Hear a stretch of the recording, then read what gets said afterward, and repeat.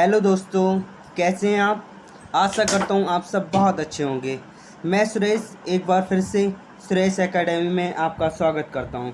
दोस्तों, जैसा कि आपको पता है, हम ICAR टेक्नीशियन असिस्टेंट T1 के लिए एक्सपेक्टेड क्वेश्चन की सीरीज चला रहे हैं।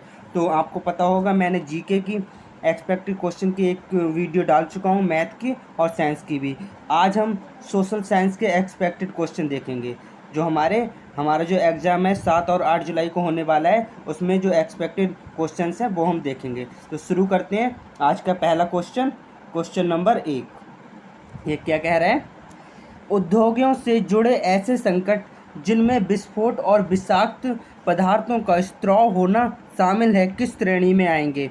ऑप्शन नंबर ए, अंतरिक्ष संबंधी संकट, भूवैज्ञानिक संकट, पर्यावरणीय संकट या मानव निर्मित संकट। तो ये जो होगा, जैसा कि आपको पता है, मैंने डिजास्टर मैनेजमेंट का पूरा टॉपिक अपने चैनल पे डाल रखा है। अगर आप उसे देख लेंगे तो इसका आंसर आसानी से दे पाएंगे। तो जैसा कि मैंने उसमें बताया था, ये जो डिजास्टर होते हैं ये 4 प्रकार के होते हैं मुख्य तौर पर। कितने प्रकार के होते हैं? 4 प्रकार के, जो कि स्थलीय, जैविक, जलीय और वायुमंडलीय होते हैं। तो और एक मानव निर्मित होता है। तो ये जो है, जितने भी विस्फोट होते हैं वो हमारे किस में आते हैं? मानव निर्मित में आते हैं। किस में आते हैं? मानव निर्मित में आता है। तो हमारा जो D will be the right answer, D जो है हमारा राइट आंसर होगा। आगे बढ़ते हैं। Next question number 2। निम्नलिखित में से कौन सा न्यूरम्बर्ग नागरिकता अधिकारों का एक खंड नहीं है? हमसे क्या पूछा है? न्यूरम्बर्ग नागरिकता अधिकारों का एक खंड नहीं है। तो option A, B, C, D क्या होगा, आप बताइए। तो मैं आपको बता दूं, ये जो न्यूरम्बर्ग नागरिकता अधिकार है 1935 में जो हुआ था, नागरिकता के न्यूरम्बर्ग कानून के आधिकारिक तौर पर यहूदियों को जर्मन नागरिकता से बाहर कर दिया गया था, और जो समाज के सदस्यों के रूप में इनके जो अधिकार थे वो सीमित कर दिए गए थे। ठीक है, तो इसके अकॉर्डिंग जो इसका जो राइट आंसर हो जाएगा, सभी यहूदियों को डेविड का पीला सितारा लगाने के लिए बाध्य किया गया था। हाँ जी, ये बिल्कुल सही है, ये बिल्कुल सही है। ये सही नहीं है, ये सही नहीं है भाई, ये सही नहीं है। हमसे कौन सा पूछा है जो सही नहीं है? तो यही हमारा गलत हो जाएगा, क्योंकि किसी भी यहूदी को जर्मनी का राष्ट्रीय ध्वज फहराने की अनुमति नहीं थी। ये बात सही है, क्योंकि नागरिकता का अधिकार ही नहीं था, तो उन्हें राष्ट्रीय ध्वज फहराने की अनुमति भी नहीं थी, और यहूदी जर्मन साम्राज्य की सुरक्षा से वंचित थे। ये बात भी सही है। और जर्मनों को यहूदियों से विवाह करने की अनुमति भी नहीं थी। इनको, जो जर्मनी के लोग थे, उनसे विवाह करने की भी अनुमति नहीं थी, क्योंकि इनके जो अधिकार थे वो सीमित कर दिए गए थे। और इनकी जो नागरिकता की न्यूरम्बर्ग कानून के आधिकारिक तौर पर यहूदियों को जर्मन नागरिकता से बाहर कर दिया गया था। तो इसमें हमसे नहीं वाला पूछा है, जो नहीं है, तो वो हमारा हो जाएगा option number A will be the right answer. आगे बढ़ते हैं। नेक्स्ट क्वेश्चन नंबर 3 क्या कह रहा है, देख लेते हैं। निम्नलिखित में से कौन सा कथन सही है? एक पार्टी जो लोकसभा चुनाव में या 4 राज्यों में विधानसभा चुनाव में कुल मतों में से कम 2% मत प्राप्त करती है और लोकसभा में कम से कम 4 सीटें जीती है, उसे राष्ट्रीय पार्टी के रूप में मान्यता दी जाती है? नहीं जी, ऐसा नहीं होता है। जो होता है वो क्या होता है, जो हमारे लोकसभा चुनाव होता है, और दूसरा हम देख लेते हैं पहले। 2019 में देश में 7 मान्यता प्राप्त राष्ट्रीय पार्टियों में बहुजन समाज पार्टी उनमें से एक थी। हाँ जी, ये सही बात है, जो बहुजन समाज पार्टी थी उनमें से एक थी। क्या ये एक पार्टी थी? लेकिन जो पहला वाला कह रहा था ये गलत है। ये क्या कह रहा है? ये हमारा गलत कह रहा है, क्योंकि हमें पता है, हमें क्या पता है, जो राष्ट्रीय पार्टी बनने के लिए लोकसभा या विधानसभा में किसी भी दल को कम से कम 4 राज्यों में 6% वैध मत चाहिए होते हैं। कितने? 6% वैध मत चाहिए होते हैं राष्ट्रीय पार्टी बनाने के लिए, कम से कम 6%, या फिर 4 सीटों पर कब्जा होना चाहिए, या फिर किसी राज्य में लोकसभा में कम से कम 4 सीटों पर विजय प्राप्त होनी चाहिए, मतलब जीते हुए होना चाहिए, या फिर 3 अलग अलग राज्यों में लोकसभा में 2% सीटें होनी चाहिए, कम से कम 11 सीटें, मतलब 2% 3 अलग अलग राज्यों में होनी चाहिए, तब होगा सही। तो पहला तो हमारा ये गलत हो जाएगा, क्योंकि हमें 6% चाहिए होते हैं, ना कि 2%, वो भी वैध मतों का। और लेकिन जो 2019 में 7 मान्यता प्राप्त राष्ट्रीय पार्टियों के बहुजन समाज पार्टी में से एक थी, ये सही है हमारा। तो ये हमारा सही है, केवल two will be the right answer. ये कौन से ऑप्शन में दिया है? Option number D will be the right answer. तो आगे बढ़ते हैं next question, question number 4। Question number 4 क्या कह रहा है? नेपाल के संबंध में दिए गए कथनों में से कौन सा सही है? तो पहला ऑप्शन जो हमारा दिया है वो दिया है 2001 में शाही खानदान के एक रहस्यमय कत्लेआम में राजा ज्ञानेंद्र की हत्या कर दी गई थी। नहीं जी, राजा ज्ञानेंद्र की हत्या नहीं की गई थी। इसमें राजा ज्ञानेंद्र की हत्या नहीं की गई थी। इसमें जो हत्या की गई थी वो एक्चुअली राजा महेंद्र के दूसरे पुत्र जो थे ना, एक तो राजा ज्ञानेंद्र थे, एक दूसरे पुत्र जो थे राजा वीरेंद्र, उनकी हत्या कर दी गई थी। और उनकी हत्या जो की थी वो क्राउन के प्रिंस थे दीपेंद्र, उन्होंने इनकी हत्या की थी। और फिर उसके दूसरे दिन ही उन्होंने आत्महत्या कर ली, जिस वजह से क्या हुआ था, राजा ज्ञानेंद्र जी को गद्दी पर बैठा दिया गया था। तो इनकी हत्या तो नहीं हुई थी, तो ये हमारा पहला गलत हो जाएगा। ये बात सही है कि 2001 में शाही खानदान का कत्लेआम हुआ था, 9 लोगों की मृत्यु हुई थी, 9 लोगों को मारा था किसने? दीपेंद्र ने, प्रिंस दीपेंद्र ने। और राजा ज्ञानेंद्र की हत्या नहीं थी, किसकी थी? वीरेंद्र की हत्या थी, राजा वीरेंद्र की हत्या थी, राजा ज्ञानेंद्र की नहीं थी। राजा ज्ञानेंद्र तो गद्दी पे बैठ गए थे, राजा बन गए थे। दूसरा हमारा क्या कह रहा है? लोकतंत्र की बहाली के आंदोलन के दौरान 7 दलों के गठबंधन और माओवादियों द्वारा अनिश्चितकालीन हड़ताल का आह्वान किया गया था। ये बिल्कुल सही है, तो हमारा सही पूछा है, तो हमारा ये दूसरा वाला बिल्कुल सही है। तो जो हमारा आंसर होगा वो कौन सा होगा? Option number B. Option number B केवल 2। कौन सा? ऑप्शन नंबर बी केवल 2 will be the right answer. आगे बढ़ते हैं next question, question number 5। Question number 5 में क्या है? भारतीय संविधान के किस अनुच्छेद के अनुसार संस्था या संघ बनाने का अधिकार है? क्या है? संस्था या संघ बनाने का अधिकार कौन से अनुच्छेद के अकॉर्डिंग है? तो मैं आपको बता दूं, ये डायरेक्ट क्वेश्चन है। 19(1) के अंतर्गत आता है संस्था या संघ बनाने का अधिकार। हमारे देश के हर नागरिक को संस्था या संघ बनाने का अधिकार है। कौन से अनुच्छेद के अंतर्गत? 19(1) होता है जो, उसके अंतर्गत हमें अधिकार है। आगे बढ़ते हैं next question, question number 6। Question number 6 क्या कह रहा है?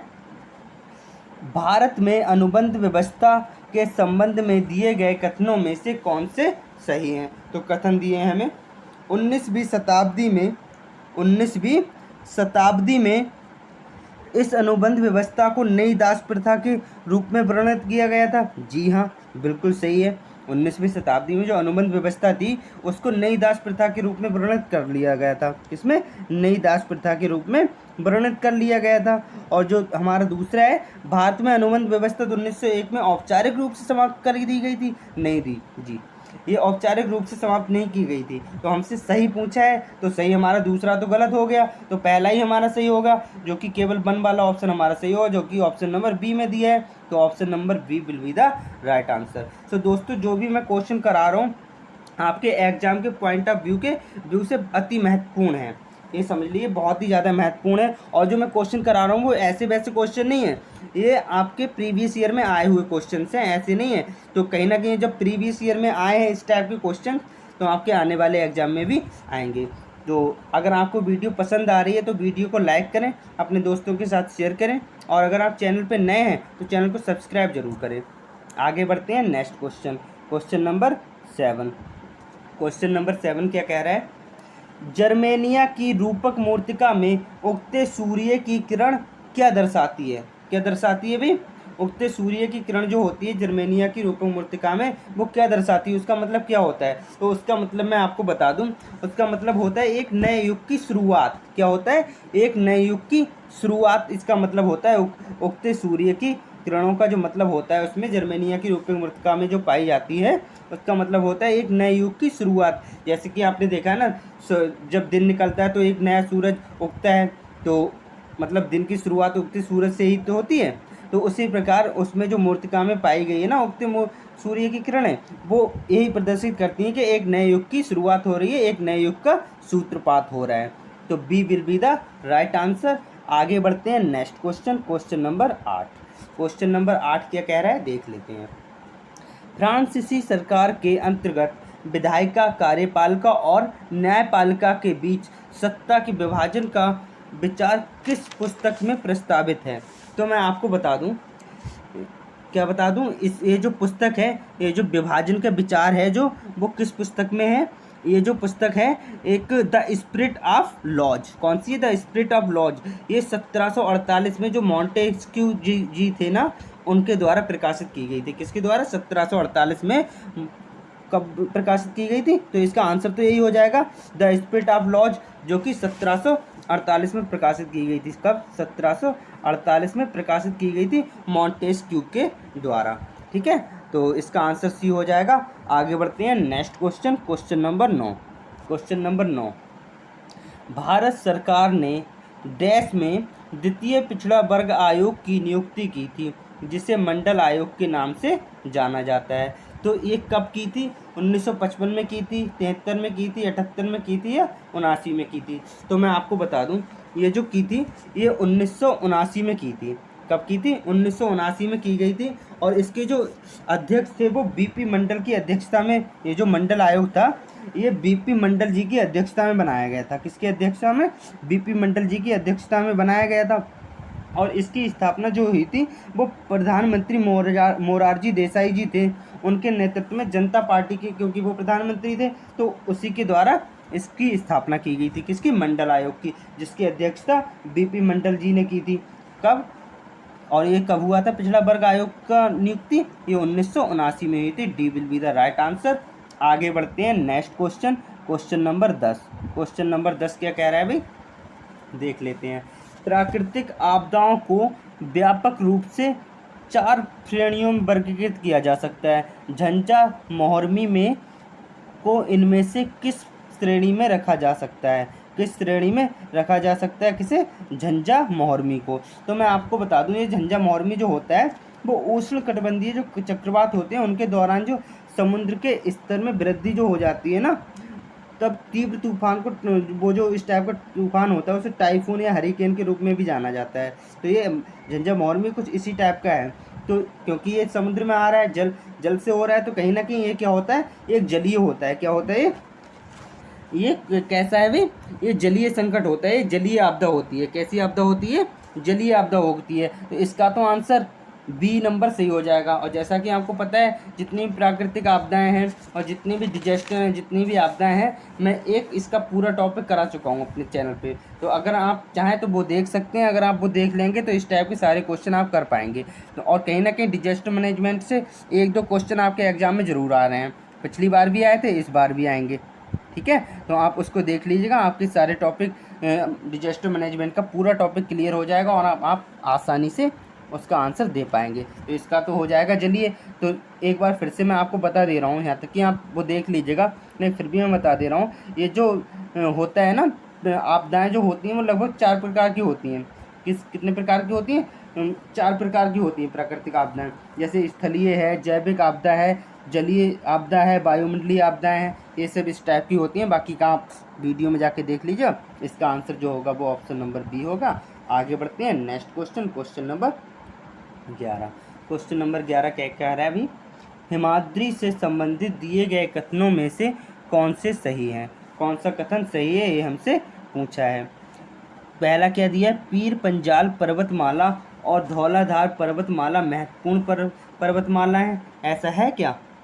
जी नहीं, जी नहीं, ऐसा नहीं है। ये महत्वपूर्ण पर्वतमाला नहीं है, क्योंकि आपको पता है जो महान हिमालय है, या जिसे वृद्ध हिमालय कहते हैं, या जिसे हिमाद्री कहते हैं, वो हिमालय पर्वतमाला की सबसे ऊंची पर्वत श्रृंखला है ना। और हिमाद्री पर्वत श्रृंखला की जो कुछ प्रमुख महत्वपूर्ण चोटियाँ होती हैं उनमें क्या क्या आती है? माउंट एवरेस्ट आता है, माउंट केटू आती है, और क्या आता है? कंचनजंगा आ जाती है, नंदा देवी आ जाती है, कॉमेट आ जाती है। ठीक है, तो यहाँ पे ये तो पहला तो हमारा जो हो जाएगा वो गलत हो जाएगा। और दूसरा क्या दिया है? यहाँ पाई जाने वाली पर्वतमालाओं की औसत ऊंचाई कितनी होती है? 5000 से 6000 मीटर होती है। ये बात बिल्कुल सही है। ये क्या है? ये बात बिल्कुल सही है। तो हमारा जो ऑप्शन नंबर केवल 2 वाला जो होगा वही सही होगा, जो कि ऑप्शन नंबर सी में दिया है। तो यही हमारा राइट आंसर हो जाएगा। कौन सा हो जाएगा? C will be the right answer. आगे बढ़ते हैं नेक्स्ट क्वेश्चन, आगे बढ़ते हैं नेक्स्ट क्वेश्चन, क्वेश्चन नंबर 12। क्वेश्चन नंबर 12 क्या कह रहा है, देख लेते हैं। दिए गए कथनों में से कौन सा कथन सही है? कथन 1 क्या कह रहा है? भारतीय संविधान के अनुच्छेद 371 में कई राज्यों के विशेष प्रावधान किए गए हैं। कई राज्यों के लिए विशेष प्रावधान किए गए हैं, ये बात बिल्कुल सही है। 371 में जो अनुच्छेद है उसमें बहुत सारे गुजरात हैं, कई राज्य हैं, इनके लिए क्या किया गया है, विशेष प्रावधान किया गया है। और दूसरा क्या कह रहा है, भारतीय संविधान के भाग 14 में अस्थायी संक्रमणकालीन और विशेष प्रावधानों का उल्लेख किया गया नहीं जी, इसमें अस्थायी संक्रमणकालीन और विशेष प्रावधानों का उल्लेख नहीं किया गया है। तो हमसे क्या पूछा है, जो कथन सही है वो ही हमें बताना है। तो इसका जो आंसर हो जाएगा 12 का केवल 1, जो कि ऑप्शन नंबर ए में दिया है, यही हमारा राइट आंसर हो जाएगा। आगे बढ़ते हैं next question, question number 13। Question number 13 क्या कह रहा है, भारत में राष्ट्रीय जनसंख्या नीति निम्नलिखित में से किस वर्ष आई थी। ये किस वर्ष आई थी, ये हमसे पूछा है। तो इसका मैं डायरेक्ट आंसर बता दे रहा हूँ। ये जो राष्ट्रीय जनसंख्या नीति जो थी वो सन 2000 में आई थी। कब आई थी, सन 2000 में आई थी। आपको पता होगा जो स्वास्थ्य मंत्रालय जो था उसने एक परिवार नियोजन जो उसका था, इस बनाई गई थी उन्होंने, वो इसका मैनेजमेंट देखती है। किसका, राष्ट्रीय जनसंख्या नीति का परिवार नियोजन की टीम राष्ट्रीय जनसंख्या नीति का प्रबंधन देखती है, मैनेजमेंट देखती है, जो कि 2000 में, सन 2000 में आई थी। तो आगे बढ़ते हैं next question, question number 14। Question number 14 क्या कह रहा है, निम्नलिखित में से कौन ग्रामीण क्षेत्रों में लोगों को प्रत्यक्ष जन सुविधा प्रदान नहीं करता है। प्रत्यक्ष जन सुविधा प्रदान नहीं करता है, क्या नहीं करता है भाई, स्वयं सहायता समूह, नहीं जी, ये तो हमें जन सुविधा प्रदान करते हैं, ये तो जन सुविधा प्रदान करते हैं ग्रामीण क्षेत्रों में। और क्या, दूसरा क्या है, व्यापारी, व्यापारी भी जन सुविधा प्रदान करते हैं। और सहकारी समितियां, ये भी जन सुविधा प्रदान करती हैं। लेकिन जो नाबार्ड है ना, ये जो नाबार्ड है, ये ग्रामीण क्षेत्रों में प्रत्यक्ष रूप से जन सुविधा प्रदान नहीं करता है, ये प्रत्यक्ष रूप से जन सुविधा प्रदान नहीं करता है। जो नाबार्ड है ये एक विकास बैंक है। क्या है, एक विकास बैंक है जो मुख्य रूप से देश के ग्रामीण क्षेत्र पर केंद्रित है, जो मुख्य रूप से देश के ग्रामीण क्षेत्र पर केंद्रित है, लेकिन ये विकास बैंक है। क्या है, एक विकास बैंक है। ठीक है, तो आगे बढ़ते हैं। इसका जो राइट आंसर हो जाएगा, हमसे क्या पूछा है, जो प्रत्यक्ष रूप से जन सुविधा प्रदान नहीं करता है। प्रत्यक्ष रूप से, ये इनडायरेक्टली रूप से हमें अप्रत्यक्ष रूप से सुविधा प्रदान करता है। नाबार्ड जो है अप्रत्यक्ष रूप से सुविधा प्रदान करता है, लेकिन प्रत्यक्ष रूप से सुविधा प्रदान नहीं करता है।